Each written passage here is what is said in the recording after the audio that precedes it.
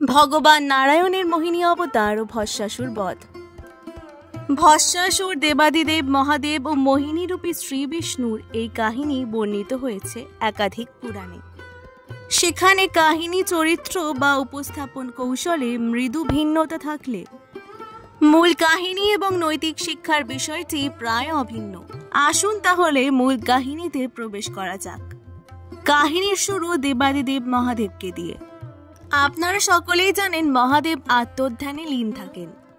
কৈলাস পর্বতে গৃহী জীবনযাপনের পাশাপাশি ছাই ভস্য মেখে শ্মশানচারী সন্ন্যাসীর জীবনও যাপন করে থাকেন তিনি।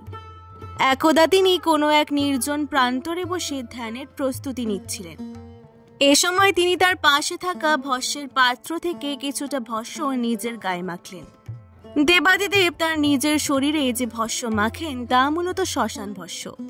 কিন্তু সেদিন ভস্য মাখার সময় তিনি দেখতে পেলেন ভস্যের মধ্যে মানুষের কিছু চুল মিশ্রিত হয়ে আছে।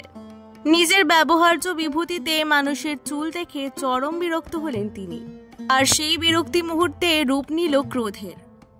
ক্রুদ্ধ হয়ে তিনি তার ভস্যের পাত্রটিকে ছুঁড়ে মারলেন মাটিতে। মহাদেবের ক্রোধ যেন তেন কিছু নয়। দুর্বাসার মতো রাগী ঋষির জন্ম হয়েছিল তার ক্রোধ থেকেই, তাই এবারও তার ক্রোধ বৃথা গেল না। বিভূতির পাত্রটি ছুঁড়ে মারার পরেই সেই ভস্য ও শিবের ক্রোধের সমন্বয়ে সৃষ্টি হলো এক অসুরের। যেহেতু ভস্য থেকেই এই অসুরের জন্ম, তাই তার নাম হলো ভস্মাসুর বা ভস্মাসুরা। এরপরে ভস্মাসুর শিবের সামনে এসে প্রণাম করে বললেন, আদেশ করুন প্রভু। ভস্যের পাত্র বিনষ্ট হওয়ায় মহাদেবের তখন শ্মশান ভস্যের প্রয়োজন ছিল। তাই তিনি ভস্মাসুরকে আদেশ করলেন, হে ভস্মাসুর, আজ থেকে তুমি আমার জন্য শ্মশান থেকে ভস্য আনবে। এটাই তোমার একমাত্র কাজ। ভস্মাসুর অত্যন্ত খুশি মনে চলে গেলেন শিবের জন্য ভস্য আনতে। এভাবেই কেটে গেল বহুকাল। এর মধ্যে অজস্রবার শ্মশান থেকে ভস্য এনে দেবাদিদেবকে দিয়েছেন ভস্মাসুর। কোনোদিন এর কোনো ব্যতিক্রম হয়নি। ভস্মাসুরের এই সমর্পণ ও ত্যাগ দেখে তার প্রতিও বিশেষভাবে প্রীত ছিলেন মহাদেব। কিন্তু একদিন ভস্মাসুর ফিরে এলেন একেবারে খালি হাতে। এই দৃশ্য দেখে একটু আশ্চর্যই হলেন শিব। ভস্মাসুরকে জিজ্ঞাসা করলেন, কি ব্যাপার ভস্মাসুর, আজ ভস্য আনোনি কেন? মহাদেবের প্রশ্ন শুনে তার পদতলে লুটিয়ে পড়লেন ভস্মাসুর। কাঁদতে কাঁদতে বললেন, হে প্রভু, আমাকে ক্ষমা করবেন। আজ আমি কোনো শ্মশানে ভস্যের খোঁজ পাইনি। এতকাল ধরে আমি কোনোদিন আপনার আদেশ লঙ্ঘন করিনি, কিন্তু আজ আমি নিরুপায়। শ্মশানে কোনো মৃতদেহ না এলে আমি ভস্য কোথা থেকে পাব? তবে আপনার আদেশ পালন করতে না পারার জন্য আপনি যদি আমাকে কোনো দণ্ড দেন, তাহলে আমি তা মাথা পেতে নেব। মহাদেব বললেন, না হে ভস্মাসুর, শ্মশানে ভস্য না পেলে তো তোমার কিছু করার নেই। এখানে তো তোমার কোনো দোষও নেই যে আমি তোমাকে দণ্ড দেব।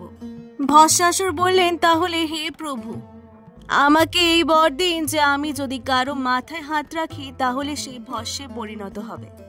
যেদিন আমি কোথাও ভস্যের সন্ধান পাবো না, সেদিন আমি এভাবেই আপনার জন্য ভস্য আনব। এতে আপনার ভস্যেরও অভাব থাকবে না, আর আমাকে দেওয়া আপনার আদেশও লঙ্ঘন হবে না। ভস্মাসুরের চাওয়া বর নিয়ে কিছুক্ষণ চিন্তা করলেন শিব। তারপর ভাবলেন, তার প্রতি অটুট শ্রদ্ধা ও ভালোবাসা থেকেই হয়তো ভস্মাসুর এই বর চাইছে। তাছাড়া ভস্মাসুরের দীর্ঘদিনের কর্মনিষ্ঠা দেখেও তার প্রতি বিশেষভাবে সন্তুষ্ট ছিলেন মহাদেব। তাই তিনি ভস্মাসুরের চাওয়া বর প্রদান করে তার উদ্দেশ্যে বলে উঠলেন, তথাস্তু। এখন থেকে তুমি যার মাথায় হাত রাখবে তার শরীর ভস্যে পরিণত হবে। শিবের কাছ থেকে বর লাভ করে যার পর নাই সন্তুষ্ট হলেন ভস্মাসুর। কিন্তু এর পরক্ষণেই এক দুষ্ট বুদ্ধি খেলে গেল তার মাথায়। ভস্মাসুর শিবের দেওয়া বর তার বিরুদ্ধে প্রয়োগ করার জন্য এগিয়ে এলেন শিবের দিকে। তারপর তার হাত রাখার চেষ্টা করলেন তারই প্রভু মহাদেবের মাথায়। ভস্মাসুরের এই দুর্বুদ্ধি দেখে হতবুদ্ধি হয়ে গেলেন মহাদেবও। তার দেওয়া বর ফিরিয়ে নেওয়ার ক্ষমতা তারও নেই। অন্যদিকে ভস্মাসুর যদি কোনোভাবে তার মাথায় হাত রাখতে পারেন, তাহলে তিনি নিজেও ভস্য হয়ে যাবেন। অগত্যা উপায় না দেখে সেখান থেকে চম্পট দিয়ে পালিয়ে বাঁচলেন শিব। ভস্মাসুরও ছুটল তার পিছু পিছু। নিজের বরে বলিয়ান অসুরের হাত থেকে বাঁচতে ছদ্মবেশ ধারণ করে পালিয়ে বেড়াতে লাগলেন মহাদেব। আর মহাদেবের খোঁজে ভস্মাসুরও যাকে পেল তার মাথায় হাত রেখে ভস্ম করে দিতে লাগলো। এই ঘটনায় দেবকুল, ঋষিকুল এবং মানবকুল এক চরম উৎকণ্ঠায় দিনাতিপাত করতে লাগলো। অবশেষে একদিন দেবাদিদেব মহাদেব পৌঁছে গেলেন ভগবান শ্রী বিষ্ণুর বৈকুণ্ঠ ধামে, কারণ তিনি জানতেন এই সমগ্র সংসারের সবচেয়ে বড় মাস্টার মাইন্ড হচ্ছেন বিষ্ণু। শুধুমাত্র তার মাস্টার প্ল্যান দিয়েই ভস্মাসুরকে পরাজিত করা সম্ভব। দেবাদিদেব মহাদেবের কাছে ভস্মাসুরের সমস্ত বৃত্তান্ত শুনে অভয় দিলেন ভগবান বিষ্ণু। এরপর তিনি মায়া বলে ধারণ করলেন মোহিনী রূপ। এই সেই মোহিনী রূপ যার আবেদনে ভুলিয়ে অসুরদেরকে তিনি অমৃত পান করা থেকে বিরত রেখেছিলেন। বৈষ্ণব সমাজে মোহিনী একাদশী নামে যে একাদশীটি পালন করা হয় তার নামকরণ করা হয়েছে শ্রী বিষ্ণুর এই মোহিনী অবতারের নামে। যাই হোক, শ্রী বিষ্ণু মোহিনী রূপ ধারণ করে এসে দাঁড়ালেন ভস্মাসুরের সামনে। অপ্সরাদের চেয়ে সুন্দর শারীরিক গঠনশৈলী, উজ্জ্বল গাত্রবর্ণ এবং সর্বাঙ্গ সুন্দরী মোহিনীকে দেখে সবকিছুই বিস্মৃত হয়ে গেল ভস্মাসুরের। মোহিনীর কামনীয় আবেদনে দুই চোখ উজ্জ্বল হয়ে উঠল তার।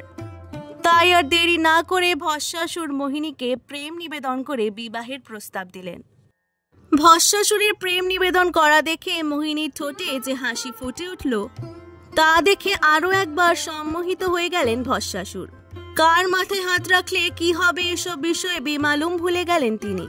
মোহিনী এবার ভস্মাসুরকে শর্ত দিলেন যে যদি ভস্মাসুর মোহিনীকে নৃত্যকলায় হারাতে পারেন তাহলে তিনি তাকে বিবাহ করবেন।